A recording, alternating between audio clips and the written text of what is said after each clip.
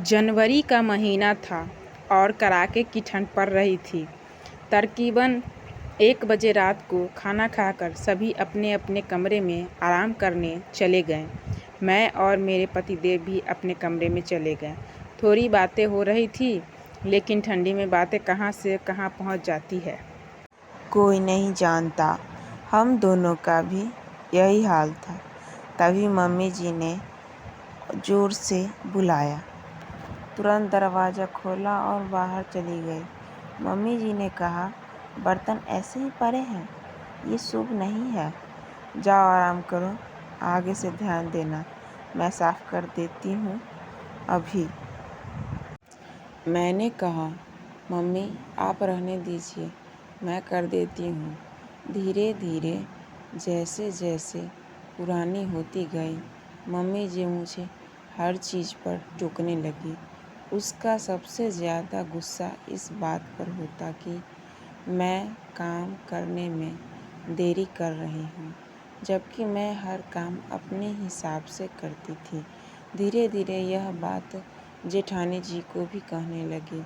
एक दिन सभी को ऑफिस जाना था, लेकिन नाश्ता और लंच तैयार नहीं हो पाया। इस पर माँ जी ने हमें डांटा। शाम को जब पतिदेव घर आए तो मैंने यह बात बताई, तो वो मेरे ऊपर ही बोलने लगे कि तुम्हें ध्यान देना चाहिए, ऑफिस का समय इधर उधर नहीं हो सकता। धीरे धीरे पता नहीं कैसे शाम का खाना जो पहले 8 बजे तक हो जाता था, अब 11 बजे तक होने लगा था। माँ का गुस्सा हम पर फूटने लगा कि तुम लोगों ने आते ही घर का सारा रूटीन बदल दिया।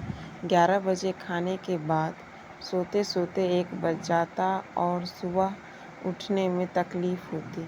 फिर नाश्ता बनाने में आलस आता।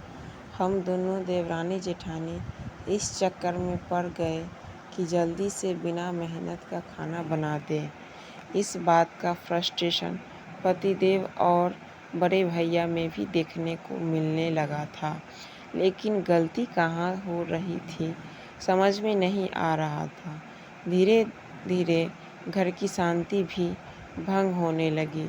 जो आदमी शादी के समय इतना प्यार करता था, वो अब हर सवाल का जवाब चीढ़ कर देने लगा।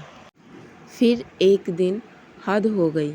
सासू माँ ने दोनों से कहा कि तुम दोनों अपना फ़ोन मुझे दे दो।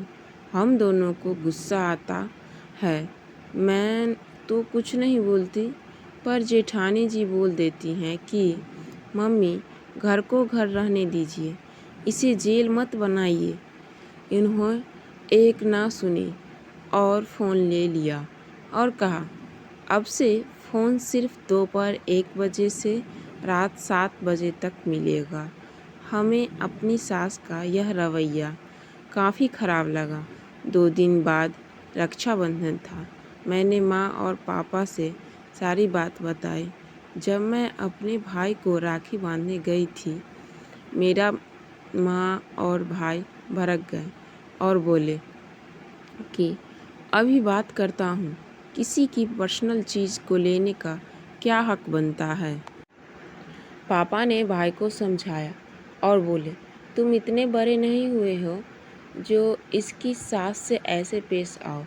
फिर पापा मुझे कोने में ले जाते हैं और बोलते हैं, बेटा तुम्हारी सास तुमसे उम्र में बड़ी है, एक बार उनकी बात मानो, आखिर इससे कुछ सच्चाई हो। मैं घर आती हूँ और अगले दिन सुबह जल्दी उठकर खाना बनाती हूँ, समय पर सबने खाना देती हूँ और घर के सारे काम भी निपट देती हूँ। लगभग 1 महीने बाद मुझे और मेरी जेठानी को यह बात समझ आई कि हम दोनों का हाथ धीमा क्यों चल रहा था। जो काम पहले 8 बजे होता था, वो अब 11 बजे क्यों हो रहा था।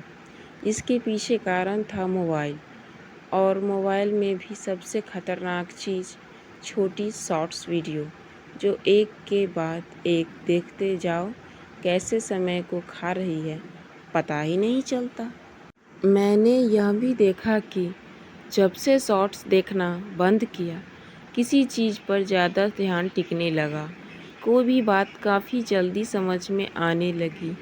और सबसे बड़ी बात, पहले घर का सारा काम करके 2 बजे खाली होते थे, अब 12 बजे हो जाते हैं। मुझे और जेठानी जी को इस बात को समझने में समय लगा, लेकिन आज 1 साल हो गया है। अब सुबह उठकर फ़ोन ना देखना अपने आप में एक अच्छी आदत बन गई है।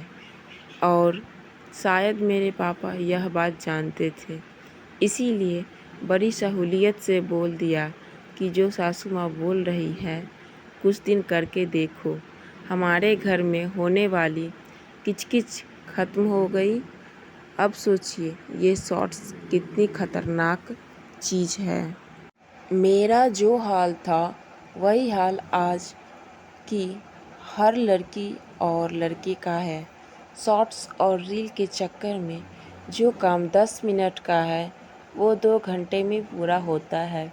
यदि आप में भी अपने परिवार को ठीक से संभाल नहीं पा रहे हैं या आपको लगता है कि समय बहुत जल्दी ख़त्म हो जाता है और आप सारा दिन कुछ कर नहीं पाते, तो मात्र 1 महीने के लिए रील देखना बंद कर दीजिए। यह मीठा जहर है जो अंदर से दिमाग और हमारे समय को धीरे धीरे खा रहा है। उम्मीद है मेरे इस अनुभव से बहुत सी गृहिणियों को कुछ फ़ायदा होगा। कमेंट करके यह भी बताएं कि क्या आपने यह नोटिस किया है कि रील देखने से बिना अंदाज का समय नष्ट होता है।